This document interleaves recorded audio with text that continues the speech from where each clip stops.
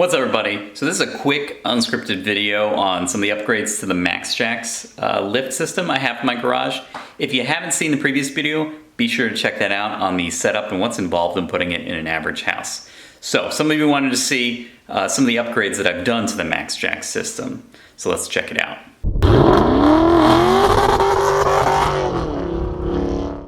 Okay, so the first thing is we moved the pump completely out of the way.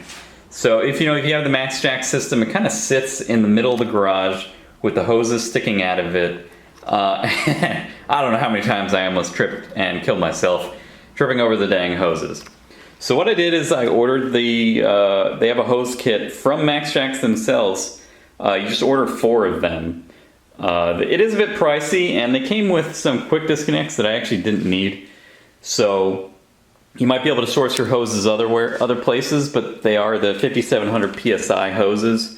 So these are spec to Max Jax, so maybe just try and get something like those. So as you can see, I probably should have gotten some hardline 90-degree adapters, but I couldn't find any at the local hardware store. And I just kind of wanted to get this project done. So it doesn't look so bad, but you can see it kind of rounding them around here. Some hose clamps to the wall. It goes up the wall, around there, around our sign there, and down. So that was 28 feet of hose that's connected to the Max Jax. So this Max Jax side here, I do not ever move that. As you can see, I have the Tesla in the main spot right here, using some of the photography lights to help detail the car before I put it into operation pretty much after it gets its clear bra. So you can kind of see the quick disconnect comes down here and down there. So that one technically doesn't really need a quick disconnect because I probably won't move it, but if I do, that option is still there. So as you can see, my other Max Jax is up against the wall here. This is a real advantage of the Max Jax, is if you don't need it, like in my case, since I'm detailing the car right now, and it needs to kind of sit in the middle of the garage, you can see where I ran the other line.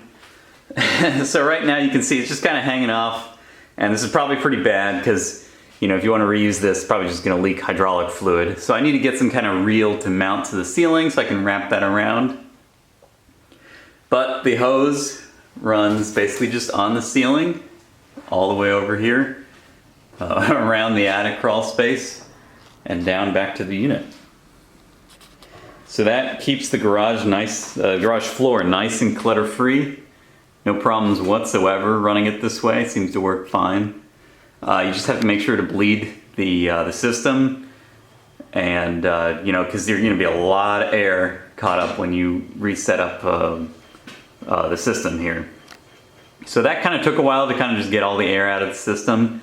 The instructions from the Max Jax cover this pretty effectively, and it was pretty easy. It just kind of took a while. That's it for this quick update on kind of how we got the Max Jax hoses out of the way. So that's it. Thanks for watching.